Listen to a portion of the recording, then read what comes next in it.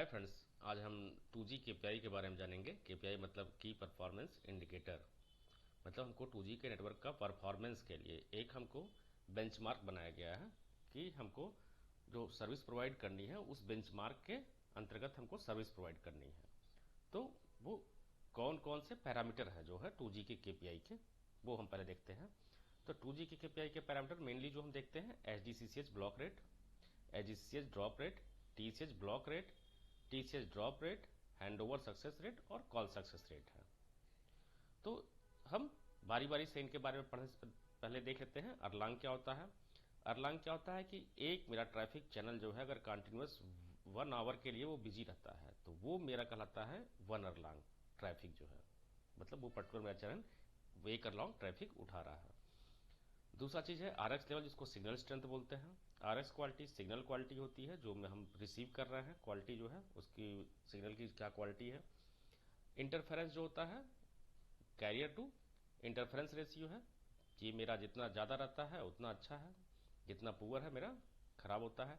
TA timing advance होती है जिसकी एक टीए की वैल्यू 500 मीटर होती है। इससे हम ड्राइव टेस्ट अगर करते हैं तो हमको आइडिया लग जाता है कि हम कितने टीए पर हैं, वहां पर टीए शो करता है तो हम अपनी साइड से कितनी दूर तक रेडिएट कर रहा है। या फिर हम केपीआई रिपोर्ट में भी टीए वैल्यू भी शो करती है। अब थोड़ा सा और हल्का सा हम कॉन्फ़िगरेशन के बारे में जान लेते हैं कि जैसे हम मान लेते हैं कि मेरी 2 टीआरएक्स की साइट है, तो उसमें एक टीआरएक्स में 8 टाइम स्लॉट होते हैं। 8 टाइम स्लॉट में पहला टाइम स्लॉट हम बीसीएच को डेडिकेट कर दिए, दूसरा एचडीसीएच को दे दिए। अब एचडीसीएच भी दो तरह से यूज करते हैं, HDCH4 या फिर HDCH8। HDCH4 मतलब क्या होता है कि वो एट ए टाइम 4 कॉल को हैंडल कर सकता है, सेटअप करने के लिए वो कर सकता है। मतलब एक तरह से HDCH के आपके पास 4 रिसोर्स हो गया। HDCH8 मतलब हम एक बार 8 रिसोर्स को HDCH प्रोवाइड कर सकते हैं। तो ये भी चीज़ें होती हैं। HDCH का यूटिलाइजेशन अगर बढ़ेगा तो HDCH8 भी कर सकते हैं, नहीं यूटिलाइजेशन है तो HDCH4 भी यूज कर सकते हैं। फिर बाकी हम जो बचा हुआ ट्रैफिक चैनल को अलॉट करते हैं जिसमें मेरी कॉल जो है फिर चलेंगी। तो ये था कि कैसे HDCH4 जैसे बोलेंगे कि HDCH ज़्यादा यूटिलाइज है। HDCH का रोल क्या है कि जैसे ही कॉल सेटअप रिंगिंग होना शुरू होता है फिर उसके बाद वो TCH असाइनमेंट होता है, उसको HDCH मेरा फ्री हो जाता है। मतलब अगर ये HDCH4 भी है, 4 कॉल एक साथ आए तो चारों कॉल को सेटअप कराने के बाद जो है फिर ये जैसे ही TCH असाइन हुआ पर्टिकुलर यूजर को, उसी समय जो है HDCH जो है मेरा फिर फ्री हो जाता है, फिर वो नेक्स्ट 4 यूजर के लिए अवेलेबल रहता है। कृपया जानने के पहले थोड़ा सा हल्का सा जान लेते हैं कॉल फ्लो के बारे में, ज़्यादा नहीं। पहले हम 2G कॉल फ्लो पहले हम पढ़ा चुके हैं। तो इसमें नॉर्मली जैसे यहाँ पे देख रहे हैं कि रैज एक्सेस कर रहा है नेटवर्क को एक्सेस करने के लिए, फिर एक्सेस ग्रांट हो रहा है, फिर HDCH इसको अलॉट हो गया, फिर ये HDCH पे कई सारी प्रोसेस जो चली, फिर उसके बाद जैसे ही TCH असाइनमेंट होता है तो आपका ये HDCH उसके बाद ये रिलीज हो जाता है। HDCH कॉल सेटअप कराया, उसके बाद मेरा ये TCH जो है असाइन हो गया और HDCH मेरा फिर फ्री हो गया फर्दर दूसरे यूजर को सर्विस देने के लिए। अब आगे बढ़ते हैं। पहला जो मेरा केपीआई था HDCH block rate. HDCH block rate है मतलब सारा कहानी जो है HDCH के ही चैनल जो हम बताए उसके पे ही घूम रहा है। TCH ब्लॉक रेट या TCH ड्रॉप रेट है मतलब वो ट्रैफिक चैनल के करस्पॉन्डिंग है। तो पहले आते हैं HDCH block rate. HDCH block rate क्या है, इसको निकालते हैं हम जो है कि मेरा SD अवेलेबल नहीं है, SD असाइन नहीं हो पा रहा है। कई सारे रीजन की वजह से असाइन नहीं हो पा रहा है। पहला तो वो बहुत बिजी होगा, बहुत ज़्यादा लोड है, लोड क्यों होगा उस पर बहुत ज़्यादा। तो इसका फार्मूला जो नॉर्मली निकालते हैं HDCH success call divide by total HDCH call attempt. ये तो हम कैलकुलेट कर लेंगे, केपीआई भी हमें दिखता है। तो इसके रीजन जो मेन क्या होंगे कि lag boundary cell. Lag boundary cell पे क्या होगा कि लैग बाउंड्री सेल पर सेल सेक्शन जब भी होगा तो वो लैग अपडेट करेगा। बार बार लैग अपडेट करने से HDCH मेरा मैक्सिमम जो है इसी में बिजी रहेगा। तो जब भी मेरा यूजर कॉल के लिए HDCH चाहिए होगा तो वो अवेलेबल नहीं होगा तो मेरा SD ब्लॉकिंग हो जाएगा। हाई वॉल्यूम ऑफ SMS, क्योंकि HDCH जो है लैग अपडेशन के लिए भी रिस्पॉन्सिबल है और SMS के लिए भी रिस्पॉन्सिबल है। तो अगर ज़्यादा वॉल्यूम में SMS वहाँ पे सेंड हो रहे हैं या फिर रिसीव हो रहे हैं तो उसमें भी एसडी आपका बिजी रहेगा, तो उस चक्कर में भी एसडी ब्लॉक होगा। एसडी यूटिलाइजेशन हाई है, मेरा ट्रैफिक ही हाई है, बहुत ज़्यादा ट्रैफिक है, एट ए टाइम बहुत सारा कॉल हो रहा है, तो उस चक्कर में भी एसडी ब्लॉकिंग आएगा। टाइम स्लॉट फॉल्टी है तो भी ब्लॉकिंग आएगा, क्योंकि फिर आपको अवेलेबल नहीं हो पाएगा SD. Adaptive configuration of logical channel, इसकी ये स्विच ऑफ है। ये आपका adaptive configuration of logical channel ये आपको क्या कर रहा है कि जो आइडियल पड़ा हुआ चैनल है, ट्रैफिक चैनल है, उसको ये अगर एसडी का रिक्वायरमेंट ज़्यादा है तो ये यूज कर सकता है उसको एज ए एसडी, तो वो चीज़ भी यूज करके हम एसडी बढ़ा सकते हैं। रॉन्ग एसडी डायमेंशन, हम एसडी का डायमेंशनिंग प्रॉपर नहीं कर रखे हैं। इनकरेक्ट चैप वैल्यू, ये क्या कर रहा है कि ये कहता है कि इमीडिएट टीसीएच असाइनमेंट किस केस में होना चाहिए। इसकी 3 वैल्यू होती हैं, चैप 0, 1, 2। अब डिपेंड कर रहा है कि हम क्या डिफाइन कर रखे हैं, वो अपने रिक्वायरमेंट के हिसाब से उसको हम डिफाइन करते हैं, ट्यून करते हैं। अगर वो इनकरेक्ट है, जैसा मेरा सिनेरियो बन रहा है ट्रैफिक का, उस हिसाब से हम इसको फिर चेंज कर सकते हैं। ये था मेरा एसडीसीएच ब्लॉक रेट के रीजन। सोल्यूशन क्या होंगे? सोल्यूशन भी सेम होगा कि हम प्रॉपर लैग प्लानिंग करेंगे जिससे मेरे लैग बाउंड्री सेल मिनिमाइज हो। ठीक है, उससे ज़्यादा मिनिमाइज नहीं हो सकता है तो हम सीआरएच, सीआरओ और पीटी की वैल्यू ट्यून करेंगे। Cell hysteresis, cell reflect offset और पेरेंटी टाइम, ये हम ट्यून करेंगे जिससे मेरा सेल रिफ्लेक्शन कम हो लैग बाउंड्री सेल पर। हम एसडी इंक्रीज कर सकते हैं या फिर लोड ही रिड्यूस कर दें। लोड रिड्यूस कैसे कर सकते हैं? फिजिकल ऑप्टिमाइजेशन करके। टाइम स्लॉट फॉल्टी है तो हम हार्डवेयर को ही रिप्लेस कर सकते हैं या फिर हम एचडीसी से दूसरे टाइम स्लॉट में शिफ्ट कर सकते हैं। जैसा कि हम दिखाए कि दूसरे टाइम स्लॉट में हम एचडीसी से डिफाइन कर रखे हैं, तो वो एचडीसी फॉल्टी है, वो टाइम स्लॉट फॉल्टी है, तो हम उस एचडीसी को नेक्स्ट दूसरे किसी टाइम स्लॉट में शिफ्ट कर सकते हैं। लैक अपडेशन टाइमर होता है T3212, इसकी वैल्यू को हम ट्यून कर सकते हैं।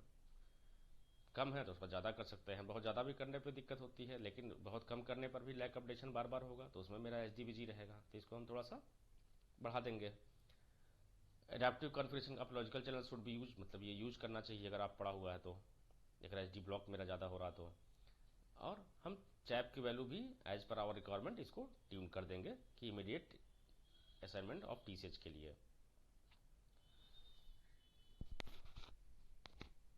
फिर आगे आते हैं एचडीसीएस ड्रॉप रेट। एचडीसीएस ड्रॉप रेट कैसे होगा कि हमको एसडी असाइन हो गया, जो भी प्रोसेस चल रहे थे एसडी पे, जो जितना उसका काम है वो उतना अपना काम कर रहा था, लेकिन वो अपना काम टीसीएच को हैंडओवर होने से पहले ही, मींस टीसीएच असाइनमेंट से पहले ही मेरा ड्रॉप हो गया। उसको टीसीएच असाइनमेंट तब तक नहीं हो पाया था, उसके पहले ही मेरी कॉल ड्रॉप हो रही है, तो वो कहलाती है मेरी एचडीसीएस ड्रॉप रेट।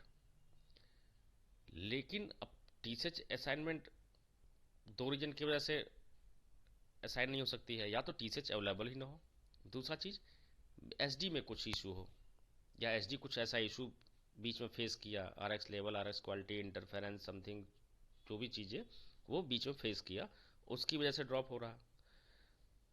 तो जो टीसीएच के नहीं अवेलेबल होने की वजह से ड्रॉप हो रहा है, तो उसको तो हम ऑलरेडी टीसीएच ब्लॉकिंग में भी कैलकुलेट करते हैं, तो इसलिए हम यहाँ पे जब कैलकुलेट कर रहे हैं तो यहाँ पे हम माइनस कर दे रहे हैं। तो इसको जब कैलकुलेट कर रहे हैं तो टोटल एचडीसीएच ड्रॉप कॉल देख ले रहे हैं कितना हो रहा है, और HDCH drop call due to TCH congestion, मतलब टीसीएच जो अवेलेबल नहीं है उसकी वजह से हो रहा है, वो माइनस कर दे रहे हैं, फिर divide by total HDCH success call into 100, उसको हम यहाँ पे काउंट नहीं कर रहे हैं।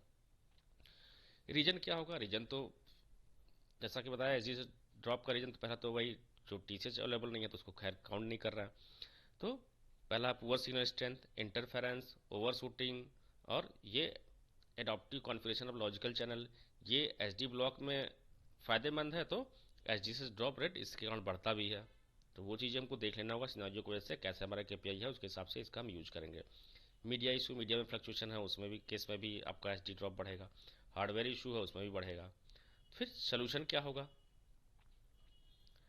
सोल्यूशन फिजिकल ऑप्टिमाइजेशन करेंगे, बीसीएच और बेसिक प्लान जो है चेंज करेंगे इंटरफेरेंस को मिनिमाइज करने के लिए। फिजिकल ऑप्टिमाइजेशन करेंगे। Adaptive configuration of logical channel जो है अगर हम यूज कर रहे हैं तो क्या करेंगे, उसकी जगह हम डेडिकेटेड टू जो जिस ट्रैफिक चैनल को, किसी एक ट्रैफिक चैनल को एसडी के लिए अलॉट कर देंगे। सीआरएच वैल्यू को ट्यून करेंगे। सीआरएच वैल्यू बढ़ाने से मेरा एसडी ब्लॉक तो वहाँ कम हो रहा था लैग बाउंड्री सेल पे, लेकिन उस वजह से मेरा एचडीसीएस ड्रॉप रेट बढ़ जाएगा, क्योंकि सेल एक्सट्रैक्शन काफ़ी लेट हो जाएगा कि मेरा पुअर कवरेज में है फिर भी सेल एक्सट्रैक्शन नहीं हो रहा।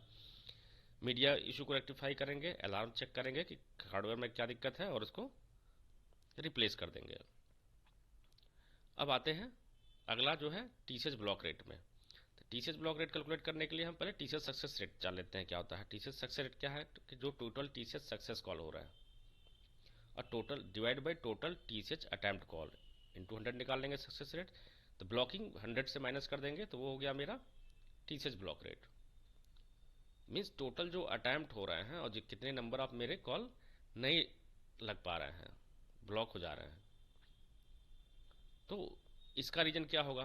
तो इसमें का मेन रीजन यही है कि मेरा हाई यूटिलाइजेशन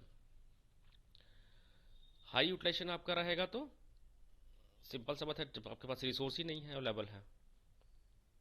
तो इसका मेन रीजन हो गया हाई यूटिलाइजेशन, या फिर स्लीपिंग टीआरएक्स स्लीपिंग में चला गया है, या फिर कुछ रॉन्ग पैरामीटर डिफाइन है, उसकी वजह से भी मेरा टीसीएच ब्लॉक रेट बढ़ेगा। अब इसके लिए हम क्या करेंगे, सेल मान लेते हैं हाई यूटिलाइजेशन है तो सेल लोड शेयरिंग पैरामीटर के थ्रू करेंगे या फिर फिजिकल ऑप्टिमाइजेशन के थ्रू करेंगे।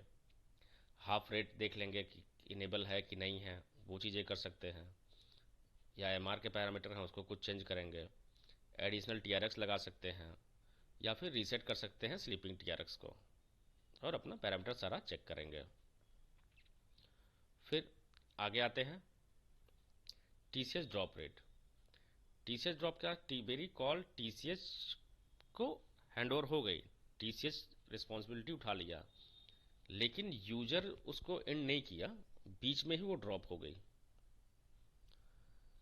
किसी भी रीजन की वजह से, तो वो मेरा कराता है टीसीएस ड्रॉप कॉल। तो इसको कैलकुलेट करने के लिए total number of TCS drop call divide by total number of TCS success call. जो मेरे टीसीएस सक्सेस हुए थे, जो टीसीएस पे हैंड ओवर हो गया मेरे कॉल, मतलब टीसीएस असाइन हो गया, कॉल उस पर चलना शुरू हुआ और बीच में ड्रॉप कर गई, इसका रीजन क्या होगा, poor coverage, over shooting, interference, wrong parameter, hardware issue, poor HOSR, hand over भी इसके लिए रिस्पॉन्सिबल है, आईसीएम बैंड की वजह से भी आएगा, और साइड फ्लक्चुएशन। इसको दूर करने के लिए क्या करेंगे, इसको दूर करने के लिए पहला तो फिजिकल ऑप्टिमाइजेशन करेंगे, या फिर टीए वैल्यू को ट्यून करेंगे कि मेरा ओवर शूटिंग ना हो। इंटरफेरेंस के लिए बीसीएच प्लान, एचसन, मायो, ये सारा चीज़ चेक करेंगे, क्योंकि मेरी कॉल जो है फर्स्ट टीआरएक्स पे है तो वो बीसीएच में चल रही होगी, सेकंड पे है तो वो टीसीएच फ्रीक्वेंसी पे चल रही होगी, तो जिसमें होपिंग होगा, और मायो पड़ा होगा तो देख लेंगे एचसन मायो प्लान ठीक है कि नहीं ठीक है, बीसीएच प्लान भी चेक कर लेंगे। रॉन्ग पैरामीटर जो है नेबर देख लेंगे कि अगर हैंडओवर नहीं हो रहा है तो हो सकता है हैंडओवर के पैरामीटर कुछ गड़बड़ पड़े हों।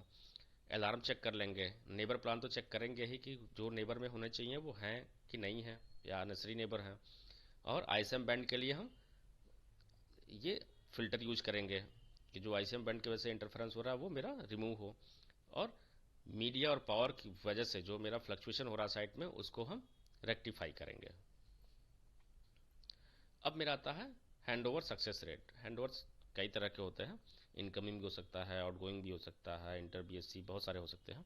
तो ये कह रहा है कि हैंड ओवर सक्सेस रेट किसको कहते हैं, तो total number of success hand over कितने हुए और total number of hand over attempt कितने हुए इनटू 100।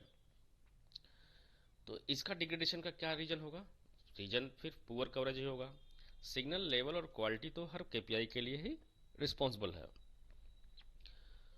पुअर कवरेज है, रॉन्ग नेबर प्लानिंग है, नेबर प्लानिंग सही नहीं है तो दिक्कत होगा। रॉन्ग पैरामीटर में जैसे BCH basic one way neighbour अगर डिफाइन है तो हम वन वे नेबर को भी चेक करेंगे, ऐसा तो नहीं है कि वन वे नेबर है, बीसीएच बेसिक का कॉम्बिनेशन कहीं सेम आ रहा है या फिर केवल बीसीएच की वजह से ही इंटरफेरेंस आ रहा है।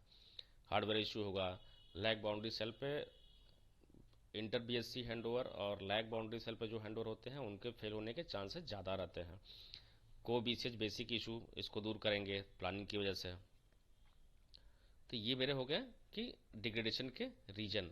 तो सोल्यूशन भी सेम हो गया वही कि फिजिकल ऑटोमेशन करेंगे, नेबर प्लानिंग चेक करेंगे, जो पैरामीटर मेरे रॉन्ग पड़े हुए हैं, जैसे रॉन्ग पैरामीटर में इसमें जैसे हैंडओवर मार्जिन हुआ, और फिर जो ऑफसेट होते हैं कि थ्रेशोल्ड होते हैं कि RX लेवल का कितना थ्रेशोल्ड होना चाहिए, हैंडओवर इनिशिएट करें, RX क्वालिटी का कितना थ्रेशोल्ड होना चाहिए, तो वो सारे पैरामीटर को हम एक बार चेक करेंगे कि क्या होना चाहिए, उसके हिसाब से हम उसको ट्यून करेंगे।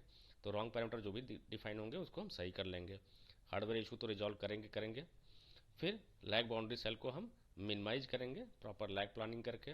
और BCH बेसिक हम देखेंगे कि सेम BCH बेसिक का कॉम्बिनेशन जो है आसपास किसी नेबर में ना आए, तो इसको प्लान करेंगे। तो इससे मेरा हैंडओवर जो है वो मेरा इम्प्रूव होगा।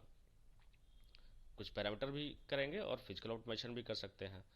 तो ये थे मेरे मेन KPI जो है। कॉल सक्सेस रेट तो मेरा इसी पे डिपेंड करता है। स्टार्टिंग के 3 जो है SD ब्लॉक, SDCH ड्रॉप और TCH ब्लॉक पर डिपेंड करता है कॉल सक्सेस रेट। इन्हीं तीनों की वजह से मेरा कॉल सक्सेस रेट डिपेंड करता है। TCH ड्रॉप पे तो डिपेंड नहीं करेगा, HOSR पे उससे उसका कोई रिलेशन नहीं है। तो इन्हीं तीनों KPI को मिला के जो है SD ब्लॉक, SD ड्रॉप और TCH ब्लॉक तीनों को मिला के हम कॉल सक्सेस रेट कैलकुलेट कर सकते हैं। कॉल सेटअप सक्सेस रेट का फार्मूला अलग अलग में अलग लोग अलग अलग काउंटर यूज करते हैं। तो ये था मेरा KPI 2G का बेसिक के बारे में। Thank you.